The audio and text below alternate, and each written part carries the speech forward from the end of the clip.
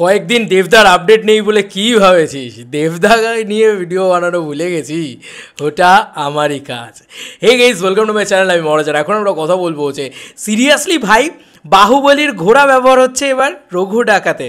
এবং শুধু তাই নয়, বাহুবলীর একটা মারাত্মক রকম, বাবারে আমি এত এক্সাইটেড হয়ে যাই দেবদাকে নিয়ে খবর করতে গিয়ে। যাই হোক, এটা অনেক দিন বাদে করছি, তো একটা প্রপার খবর পেয়েছে। রঘু ডাকাতের মারাত্মক লেটেস্ট আপডেট দেবো তোমাদেরকে, এক্সক্লুসিভ দেবো, ধামাকেদার আপডেট দেবো, ভীষণ ভীষণ ভীষণ এক্সাইটিং আপডেট দেবো বলা যেতে পারে। তো অলরেডি থ্যাঙ্কস টু হাসান, আজকে এই সময়তে নিউজটা মানে হয়েছে আর কি, এক্ষুনি ভিডিও সঙ্গে সঙ্গে আমি বানাতে চলে এলাম। বাহুবলীর 6 ফিটের ঘোড়াদের চেন্নাই থেকে এনে শুটিং কোন বাংলা ছবির? এস রাজামৌলির এই খবরটা পড়ছি। হ্যাঁ, এস রাজামৌলির ছবির ঘোড়াদের দেখা যাবে কোন বাংলা ছবিতে? দক্ষিণের ছবিতে অভিনয় করতে দেখা যায় বাংলার অভিনেতাদের। কেবল দক্ষিণ নয়, বছরের পর বছর মুম্বাইতেও রাজ করছেন বাঙালিরা। রিসেন্টলি তো খাকি দ্য বেঙ্গল চ্যাপ্টারও করছে। কিন্তু জানেন কি, বাংলা ছবিতে কাজে লাগানোর জন্য দক্ষিণ থেকে আনা হচ্ছে ঘোড়া। সেই বাংলা ছবির নাম কি? তার আগে জেনে নেওয়া যাক সেই ঘোড়ার বৈশিষ্ট্য সম্পর্কে দু চার কথা। ঘোড়াগুলি প্রত্যেকটি হৃষ্টপুষ্ট, প্রায় 6 ফিটের মতো এদের উচ্চতা। হায় ভগবান, 6 ফিটের মতন উচ্চতা! একটা ঘোড়ার উচ্চতা 6 ফিট! আরে সাবাস! তো যাই হোক, ফিটের মতো উচ্চতা, দারুণ সুন্দর দেখতে। জানলে অবাক হবেন, এই ঘোড়াদের এর আগে দেখা গিয়েছিল এস রাজামৌলির বাহুবলী ছবিতে। দক্ষিণের তারকা প্রভাস এদের পিঠে চেপে যুদ্ধের দৃশ্যে অভিনয় করেছিলেন। এবার প্রশ্ন, কোন বাংলা ছবিতে দেখা যাবে ঘোড়াদের? ছবির নাম রঘু ডাকাত, সুপারস্টার দেবের অভিনীত ছবি। তিনি ছবির অন্যতম প্রধান চরিত্র, ছবির অন্যতম প্রযোজকও তিনি। দেব এন্টারটেনমেন্ট ভেঞ্চার্সের ছবির পরিচালকের নাম ধ্রুব বন্দ্যোপাধ্যায়। শুটিং পর্যায়ে রয়েছে ছবিটি। 2025 সালে পুজোয় মুক্তি পাবে রঘু ডাকাত।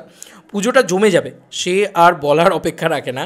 তবে টলিপাড়ার ঘনিষ্ঠ সূত্র মারফত জানা গিয়েছে, দক্ষিণের এত সুন্দর দেখতে ঘোড়া বাংলায় আলাদাই গুরুত্ব তৈরি করবে ছবির ক্ষেত্রে।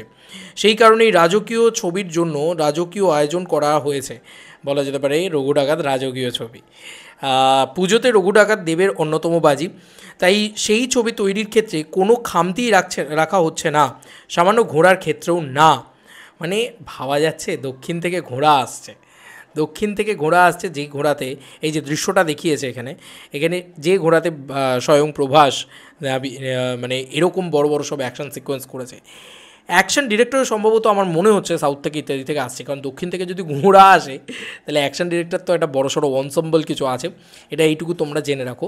এবং এই সিনেমার অ্যাকশন যে কোন লেভেলে যেতে চলেছে, ঘোড়া ফাইট সিন যে কোন লেভেলে যেতে চলেছে, ঘোড়া উইথ খাঁড়া, জয় কালী জয় মা কালী মা নিয়া গুণের সাথে। ভাই আমি সিরিয়াসলি বলছি, এই সিনেমাটা অন্য লিগে যেতে চলেছে, আমি এইটুকু বলে দিলাম। দেখা যাক যে এই সিনেমা দিয়ে খাদানের রেকর্ড ব্রেক করে নাকি দেবদা। খাদানের বক্স অফিসের রেকর্ডের কথা বলছি, কারণ দেবদা কিন্তু বক্স অফিসে খাদানের বাপ নিয়ে আসছে, এ নিয়ে কোনো সন্দেহই নেই।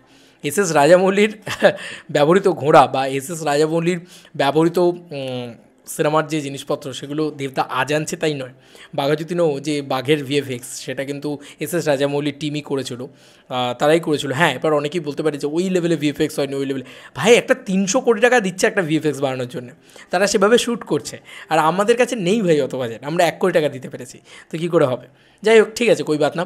এবার কিন্তু কোনো খামতি রাখা হবে না। হ্যাঁ, সেটা ভিএফএক্সই হোক, বা সেটা ঘোড়াই হোক, বা সেটা অ্যাকশানই হোক, নেক্সট লেভেলে জিনিসপত্র হবে রঘু ডাকাতে। তোমরা কতটা এক্সাইটেড এই এন্টার ভিডিওটাকে নিয়ে জানিও কমেন্ট সেকশনে। চলো বন্ধুরা, নতুন কোনো ভিডিওতে দেখা হবে। ভাই গুরু আমার দুর্গাপুজো কাঁপাবে এবার।